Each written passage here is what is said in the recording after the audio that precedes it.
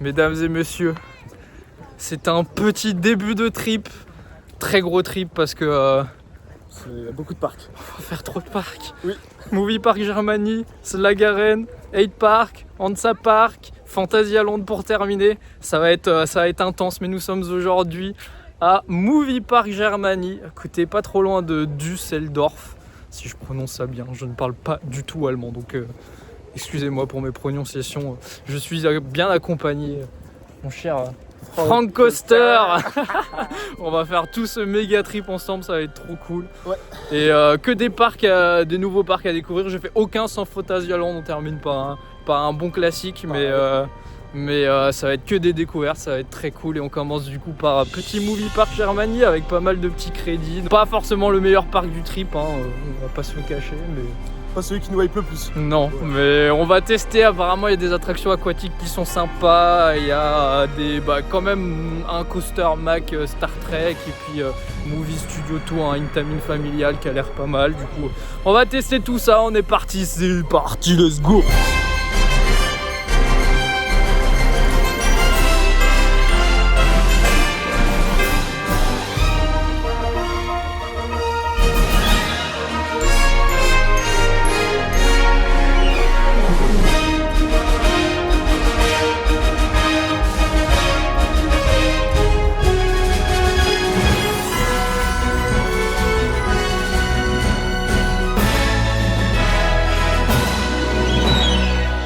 Et oui, c'est parti pour ce méga trip en Allemagne et aux Pays-Bas, en commençant tout de suite par le premier parc, Movie Park Germany. Situé non loin de Dortmund et Essen au nord-ouest de l'Allemagne, le parc a ouvert en 1967, à l'origine sous la forme d'un bois des contes. Alors vous allez me dire, comment ça se fait que ce parc est devenu un parc sur le cinéma maintenant ? Eh bah, c'est parce qu'il a une histoire sacrément chaotique. Entre 1967 et 1993, le parc change de propriétaire 3 fois et aussi de nom. Il est racheté en 1994 par Warner Bros. Et après 2 ans de travaux, rouvre sous le nom Warner Bros. Movie World Germany, avec les premières attractions majeures du parc comme les actuels Area 51, le simulateur Time Riders ou encore Excalibur, qui étaient tous principalement thématisés sur des films de Warner Bros. Et qui ont été retémés ou réhabilités au fur et à mesure des années. Mais bon, la malédiction du parc continue, il passe aux mains de Six Flags 3 ans après sa réouverture, change encore de propriétaire en 2004 et finit par être acheté en 2010 par le groupe Parques Reunidos, qu'on connaît bien puisqu'il gère un bon nombre de parcs en Europe. Un sacré bordel tout ça. Heureusement ça s'est calmé, depuis le parc est toujours géré par Parques Reunidos. Dans les dernières nouveautés en date, on a le coaster Max Star Trek en 2017, la réhabilitation du raft en 2018 qui devient Excalibur, du chute de chute qui devient Area 51 en 2019, et puis le dernier coaster Movie Park Studio Tour ouvert en 2021. Alors forcément, avec une histoire aussi bordélique, on s'attend pas à visiter le parc du siècle, surtout quand tu vois la tête des bûches. Mais on dit pas non à quelques petits crédits en plus et surtout aux attractions aquatiques du parc très réputé. Allez, j'ai trop parlé. Commençons direct par les pires coasters pour ne pas avoir à les faire plus tard, j'ai nommé MP Express et Bandit.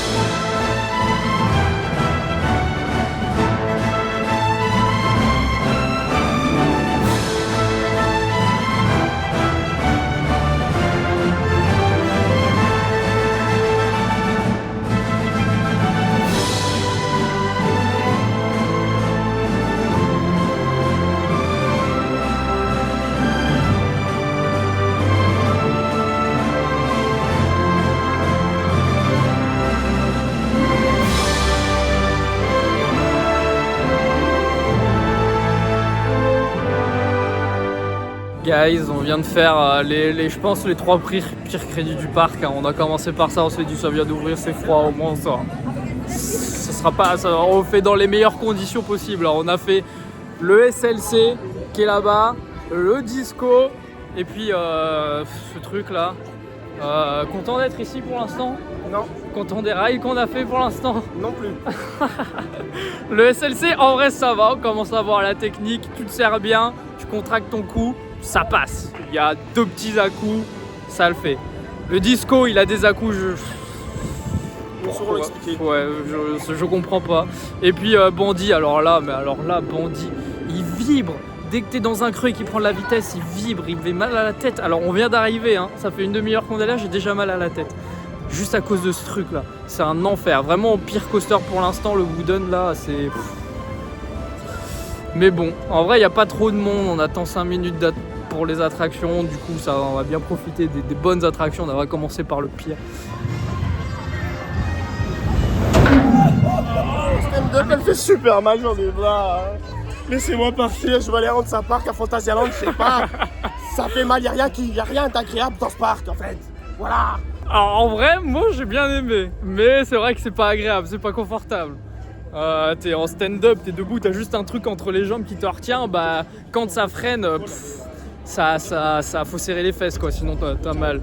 Mais par contre, elle drop vraiment très bien. T'as une très bonne sensation, t'es bien tiré vers le bas.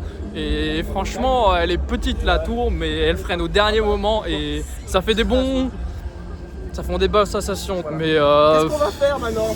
On va faire un truc bien. Van Helsing. Ah oui, Ah ouais, vas-y, on fait ça. On fait ça. C'est bien.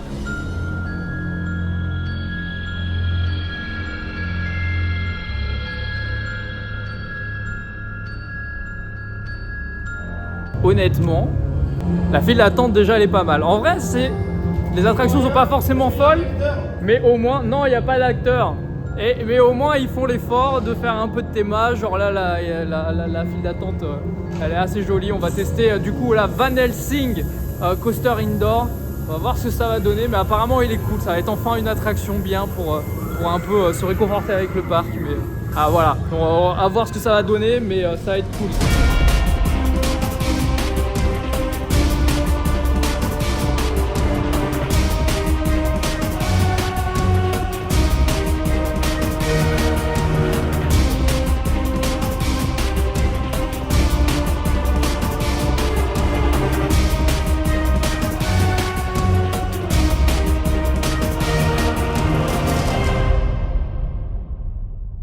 Sort de la Van Helsing Factory.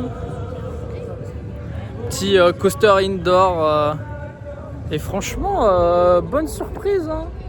T'as pas kiffé? Il est très court par contre. Très court, très décevant. Il y a une partie, on sait pas trop ce qui se passe, c'est juste dans le noir. Mais en fait, il y a plein d'effets qui ne marchent pas déjà. Aussi, c'est ça en fait, parce qu'il y a littéralement un moment, il y a un énorme écran, tu sens que c'est un gros écran, tout ça. Mais il est bleu. Il n'y a rien qui se passe, c'est juste un écran bleu. Dommage. Blue screen Windows limite, je sais pas ce qui s'est passé. Mais après, en vrai, le coaster en soi, bon, c'est dans le noir. Moi, j'aime bien les coasters dans le noir de base. Ça tape pas, il y a des moments assez surprenants où genre non. tu te dis ça va freiner, ouais. Ça freine pas et après tu te fais fumer la gueule sur des virages à 80 Ah degrés. ouais, ça c'est vraiment genre tu te tapes un passage d'or, genre Wild Mouse avec des virages plats, mais à pleine balle. Très oui, c'est fou. C'est assez surprenant, mais en vrai, bon, c'est sympa. T'as des petits effets qui sont sympas. Là, on l'a vraiment fait 5 minutes, donc pour 5 minutes d'attente, il y avait personne. On est vu monter direct. Moi, en tout cas, j'ai bien kiffé. C'est pas mauvais, mais c'est décevant. C'est décevant pour toi? Pour moi, c'est décevant. Ah ouais? Je pensais qu'en termes de théma, ce serait quand même plus intéressant, mais parce qu'il y a des effets qui marchent pas. Oui, il y a des effets qui marchent pas, mais il y a quand même pas mal de thémas dans le coaster et tout. Ouais, il y a des moments sympas, mais voilà. Le deuxième lift. Le coaster est quand même assez court, je m'attendais à des éléments plus sympas quand même. Je comprends ton avis, mais moi j'ai bien kiffé. Après, vraiment tout ce qu'on a fait jusque maintenant, c'était vraiment nul. Donc ça fait remonter un petit peu le niveau du parc, quoi. Mais voilà, après sans plus, c'est vrai que je pense le dernier coaster Intamin là, Studio Tour, je sais pas comment il s'appelle, doit être mieux, je pense. Oh, wow! En mode cinématique, il y a un énorme fou disco. Il y a rien qui va là. C'est Nickelodeon, petit coaster, vous voyez pas, mais il y a une Wild Mouse bleue derrière. Ah non. Et là-bas, il y a un petit flume. Tu le caches! Voilà, le flume d'Ora l'exploratrice rose. Bon, allez, on y va, on va le faire. Ah, c'est trop moche.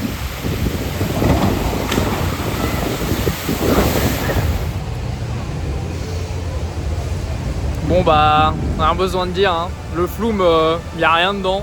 C'est pas spécial, c'est juste rose, c'est nul. Et ça mouille beaucoup, alors qu'il fait pas spécialement chaud aujourd'hui. Du coup, pas fou quoi.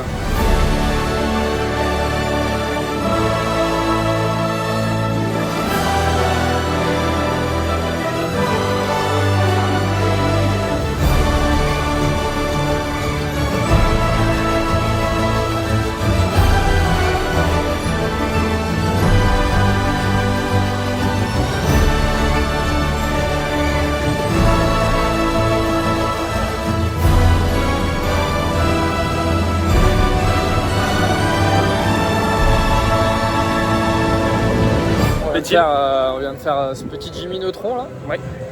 Et en vrai, le moins pire de tous les kiddies du parc. Hein. Ça va. Est-ce que jusqu'à présent, c'est quand même le deuxième meilleur coaster qu'on ait fait? Oui, vraiment. Voilà. C'est vraiment. Heureusement qu'on a laissé le meilleur pour la Van fin. Helsing premier, et puis celui-là deuxième. Mais bon, on n'a pas fait Studio Tour machin, et puis Star Trek. Donc Ça vient. ça va arriver. Ouais, Studio Tour là. On va à Studio Tour, voilà. On va à Studio Tour après Excalibur et tout machin. Mais en vrai, bon voilà, c'est vraiment le moins pire parce qu'on a fait les deux autres petits kiddies, là, le petit Vekoma et puis la petite Wild Mouse. On a eu le droit à 2 tours. Ah oui, on a eu le droit à 2 tours pour ce Jimmy Neutron là. Et bon voilà, c'est pour digérer, c'est pas mal. Après, après c'est pas fou quoi. Mais let's go Studio Tour, je sais pas c'est quoi le nom exact. Mais Movie Studio Tour peut-être, ou Movie Park Studio Tour, je ne sais pas. La dernière nouveauté en date du parc, si je me trompe pas. Hein. Ouais, 2021 je crois, si je dis pas de bêtises. Apparemment, un petit family Intamin avec quelques petits effets et tout, à voir ce que ça va donner. En tout cas, ouais, ça va être sympa.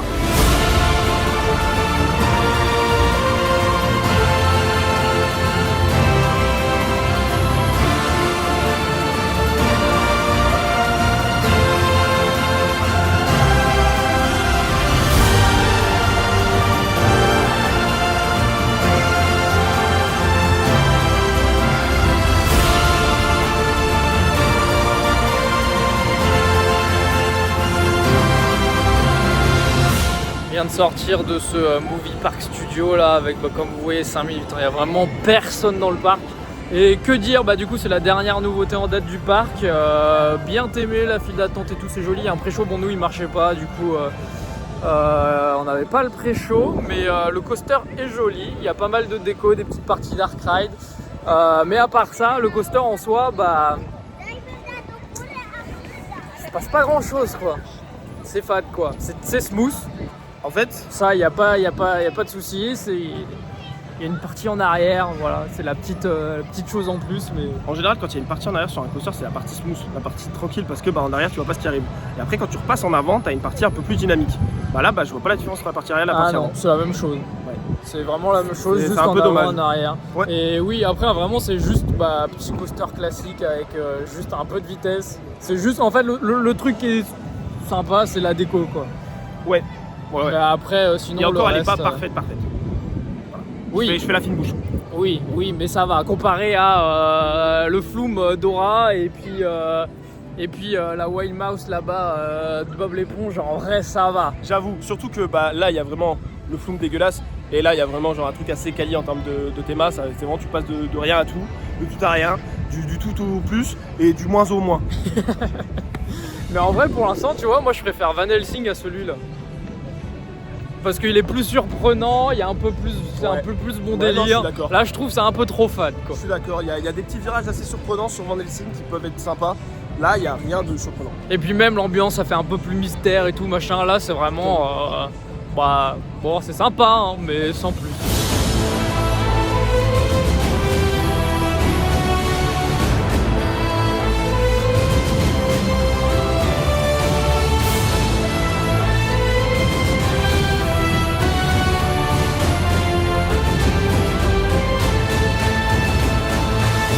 Ça y est, on a testé tous les coasters de ce parc et on a fini par Star Trek et franchement, pas convaincu, il ne se passe rien. C'est comme les autres coasters, à part Van Helsing, c'est fade, il ne se passe rien. Le launch, il ne launch pas, c'est vraiment, tu ne le sens pas, pire que Bullfire. Et après, pendant le coaster, il se passe rien, c'est juste rapide. T'as un airtime et après, c'est quelques petits moments de hang time. et c'est tout. Genre t'es un peu suspendu dans le vide parce que les inversions ils les passent vraiment à 2 km/h et c'est vraiment pas fou. Et en plus ça vibre un petit peu. Franchement le Mac, je pense pire Mac à inversion que j'ai fait. C'est pourquoi il crie aussi fort lui. Insupportable. Je sais pas, Les choses que je préfère dans ce parc, si on enlève Van Helsing, c'est les files d'attente. Oui, les files d'attente sont belles. La file d'attente de Star Trek elle est belle, mais l'attraction elle est pas folle. Les files d'attente des attractions sont meilleures que celles que les attractions elles-mêmes. Vraiment. Mais et après du coup on a fait Van Helsing pour essayer de comparer et bah, la conclusion est là, Van Helsing, meilleur coaster du parc, vraiment. On passe un meilleur moment dans Van Helsing. Mais oui, que c'est ce soit en drôle, termes de théma, c'est mais beau. au final de fluidité. Vraiment. Parce que Star Trek ça vibre aussi. Oui, en ça plus d'être vibre. mou, d'être lent, d'être pas intéressant en termes de layout, ça vibre. Mais ouais, top 1 Van Helsing, 2 Studio Movie Studio Tour là, et puis 3 Star Trek quoi. Mais ouais c'est ça, c'est vraiment pas fou hein. Donc il nous reste les attractions aquatiques à faire, on va tester ça et apparemment elles sont cool d'après ce que j'ai entendu, mais bon jusque maintenant on a été déçus donc je sais pas trop à quoi m'attendre, donc on va voir.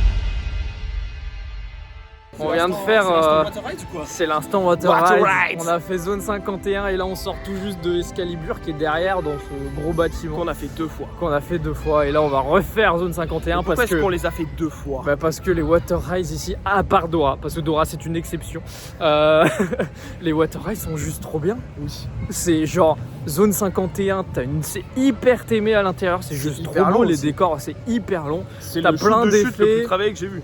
Ah oui, mais t'as plein d'effets et tout, et puis les décors marchent. Les effets marchent, pas comme Van Helsing. Ouais. Et franchement, trop bien. Bon, il mouille un petit peu, mais il est vraiment trop bien. Et puis, Excalibur, en vrai, si je suis totalement honnête avec vous, limite. Alors, j'hésite entre Popeye et Excalibur, mais au niveau de la théma, Excalibur est trop bien. Et t'as vraiment une vibe à la Toverland avec la musique Imascore et tout. C'est franchement les décors sont vraiment trop cool tout au long du raft. T'aimes pas les effets, t'as des bons effets à la toute fin. Bon, on va pas spoiler, mais un gros geyser qui fait bien son effet. Au début, il y en a tout le long en vrai. Oui, et puis il y a des petits jets d'eau et des trucs comme ça. Ça mouille un petit peu en fonction du tour. Là, le premier tour qu'on a fait pas du tout mouillé, là je me suis pris une petite vague. Mais Excalibur, trop bien. Et ouais, je vous le dis, entre Excalibur et Popeye, c'est vraiment mes 2 rafts préférés. Et artiste engagé. Et mais il est vraiment trop bien, j'ai trop kiffé. Du coup, le parc remonte un petit peu dans mon estime pour ça, quoi, vraiment. Mais en tout cas, les water rides dans ce parc, les attractions aquatiques, elles sont vraiment très bien.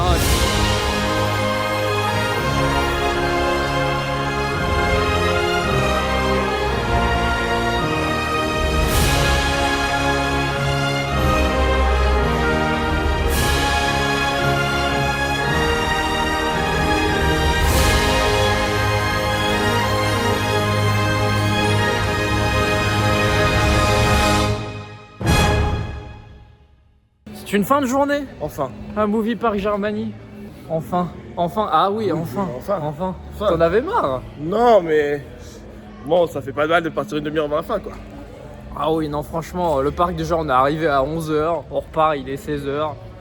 On a fait vite fait le tour quand même, mais on a refait les attractions qu'on a préférées. Là, on a refait un petit Star Trek avec au last, presque last, avant last, pré-last. Et là, il y avait quelques petits airtime, mais c'était vraiment très léger, du coup, un peu plus intéressant, mais ça reste pas fou.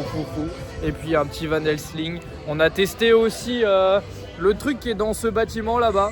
C'est une sorte de simulateur à la Star Tour avec des pré-shows, et franchement un peu étonné parce que les pré-shows sont très grandes salles avec pas mal de simulateurs à la Star Tour. Bon, après on n'a rien capté parce que c'était full allemand, mais étonné de voir ça dans ce parc, et je m'attendais pas à voir ça, et du coup pour donner un peu un avis général sur le parc, un peu mitigé, je dirais. Il y a des attractions qui sont vraiment très cool, genre Van Helsing c'est sympa, et puis surtout les attractions aquatiques, Zone 51 et puis le raft Excalibur sont vraiment très bien. Moi j'ai beaucoup kiffé. Après le reste un peu plus sur ma faim, Studio Tour sympa, mais il n'y a pas de sensation dans l'attraction, c'est juste pour les décors. Et puis Star Trek sympa, mais ça reste un Mac très mauvais, dans les pires Mac à inversion quoi. Donc le parc après est pas spécialement beau non plus. Je sais pas ce que tu en as pensé, mais vivement Fantasyland. On va se terminer là-dessus, on se retrouve pour la suite des vlogs. Après ça va être Slagaren, après Hyde Park et après Hansa Park. Et je vous laisse là-dessus, à très bientôt.